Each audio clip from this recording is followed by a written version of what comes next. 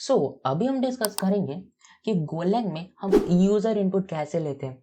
ठीक है, तो यूज़र इनपुट कैसे लेते हैं अभी हम डिस्कस करते हैं। सो क्या करेंगे कि एक हम न्यू फोल्डर यहाँ बना लेंगे जिसका नाम हम यहाँ पे टाइप कर देंगे video_13 और एंटर कर देंगे। और उस video_13 में हम क्या करेंगे कि पहले 12 वाला जो है उसको क्लोज करते हैं एंड 13 में हम यहाँ पे फाइल बना देंगे जिसका नाम होगा main.go और एंटर कर देंगे। और यहाँ पे क्या करेंगे कि इस जो फाइल है इसको हम यहाँ पे वर्क स्पेस में हमको ऐड करना होगा, तो यहाँ पे video13 को वर्क स्पेस में ऐड कर देते हैं। सो ये हो गया, इसको यहाँ से क्लोज कर देते हैं और कुछ नहीं करेंगे। बेसिक सा कोड है उसको हम लिख देते हैं पैकेज मेन, फिर इम्पोर्ट टाइप करने के बाद हम यहाँ पे इसको टाइप कर देंगे fmt एंड यहाँ पे हम यहाँ पे टाइप कर देंगे फंक्शन मेन टाइप कर देंगे एंड ये हमारा हो गया। सो यूजर इनपुट होता क्या है। सो सबसे पहले नोट्स को ओपन करते हैं, ठीक है, देख लो डिस्क्रिप्शन में लिंक होगा, डाउनलोड कर लेना।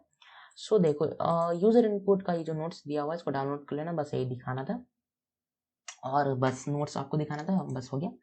सो देखो यूजर इनपुट क्या होता है।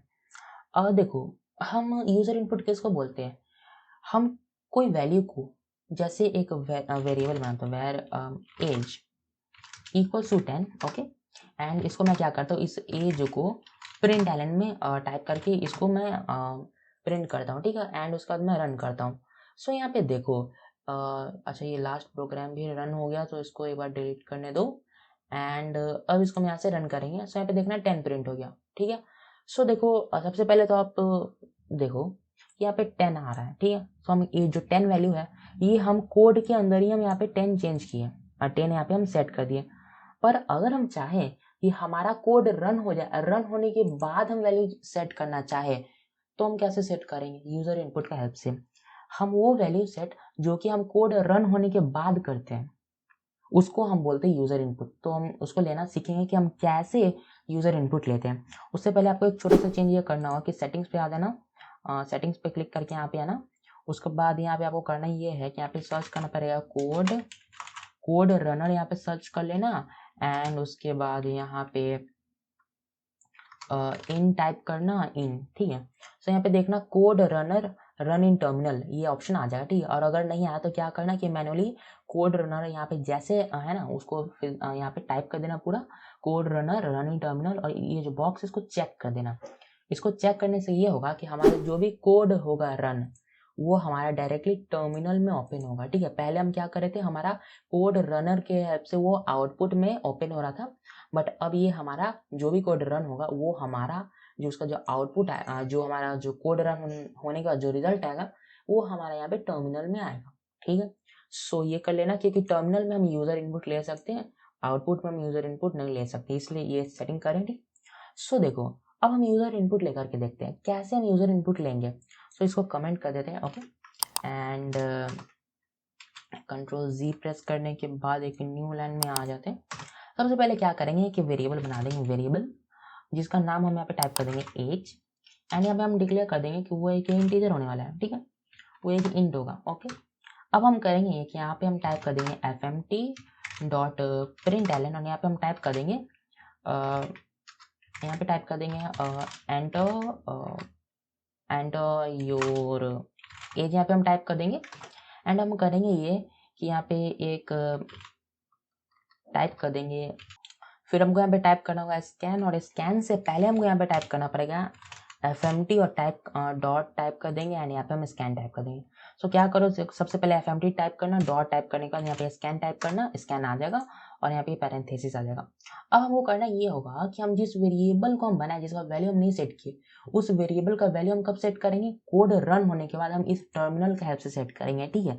हम डायरेक्टली कोड जो हम लिख रहे हैं वहाँ सेट नहीं करेंगे, हम चाहते हैं कि हम टर्मिनल में सेट करें।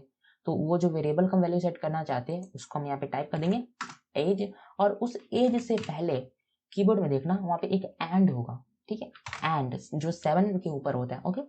शिफ्ट प्रेस करके 7 करना तो ये एंड आ जाएगा, तो यहाँ पे एंड टाइप कर देना। और ये एंड क्या होता है इसके बारे में ज़्यादा मत समझो, बस इतना याद रखो कि ये मेमोरी लोकेशन होता है, बस मत जानो, बस इतना याद रखो ये मेमोरी लोकेशन होता है, ओके। एंड यहाँ पे हमको उस वेरिएबल से इंपॉर्टेंट होता है कि उस वेरिएबल से पहले हमको इस एंड को टाइप करना होगा एंड अब हम करेंगे कि fmt टाइप कर देंगे and dot print ln type कर देंगे एंड यहाँ पे एज टाइप कर देंगे। ठीक है, एज यहाँ पे टाइप कर देंगे। अब हम इसको क्या करते हैं, इसको रन करते हैं। तो इसको जैसे ही रन करेंगे तो यहाँ पे आ गया इंटर योर एज। सो यहाँ पे हम माउस से क्लिक किए और यहाँ पे मैं टाइप कर देता हूँ, सपोज मेरा 18 अभी मेरा एज 18 हो गया, इस ईयर 18 हो गया मेरा एज। सो 18 यहाँ पे टाइप करता हूँ एंड रन करता हूँ। सो देखो क्या हुआ, यहाँ पे ये 18 आ गया।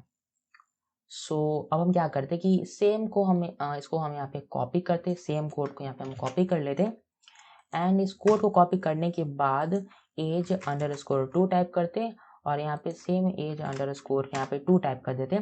अब हम करेंगे ये कि यहाँ पे एज यहाँ पे हम 2 टाइप कर देते। अब हमको करना ये होगा कि यहाँ पे हम कर देंगे एज प्लस एज 2।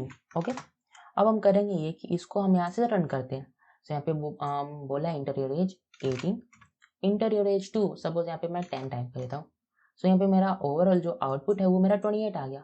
सो समझो ये जो हमें एक वेरिएबल बना है जिसका हम डायरेक्टली वैल्यू हम यहाँ पे सेट नहीं करें, उसको हम यहाँ पे टाइप करके सेट करें। जैसे कैलकुलेटर में होता है, हम कोई भी वैल्यू वहाँ पे इनपुट देते हैं और उसका हमें आउटपुट मिलता है। सो सेम हम इसी तरह उसी को यूजर इनपुट बोलते हैं, जो कि हम कोड रन होने के बाद हमारा जो वैल्यू हम सेट करते हैं उसको यूजर इनपुट बोलते हैं। तो यहाँ पे हम क्या किए, एक वेरिएबल बना जिसका हम वैल्यू सेट नहीं किए।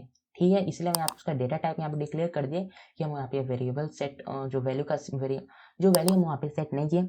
हम क्या किए कि fmt.scan किए। स्कैन क्यों, क्योंकि इसका हेल्प से हम यूजर इनपुट लेते हैं। फिर जिस वेरिएबल का हमको वैल्यू सेट स्टोर करना है उसका टाइप कर देंगे और उससे पहले हम पे एक एंड यहाँ पे सिंबल टाइप कर देंगे एंड उसका एक और बनाया वेरिएबल जिसका नाम एज2 है। सेम किए काम, वहाँ पे भी हम स्कैन यूज किए। स्कैन का हेल्प से हम यूजर इनपुट लेते हैं। फिर हम उस वेरिएबल का नाम यहाँ पे हम टाइप किए एंड यहाँ पे हम सिंबल दे दे, जिस सिंबल को हमको यूज करना पड़ता है हर वक्त यूजर इनपुट लेने से पहले। ये सिंबल क्या होता है, ये मेमोरी लोकेशन होता है उस वेरिएबल का। ठीक है, बट इतना मत समझो मेमोरी लोकेशन क्या होता है।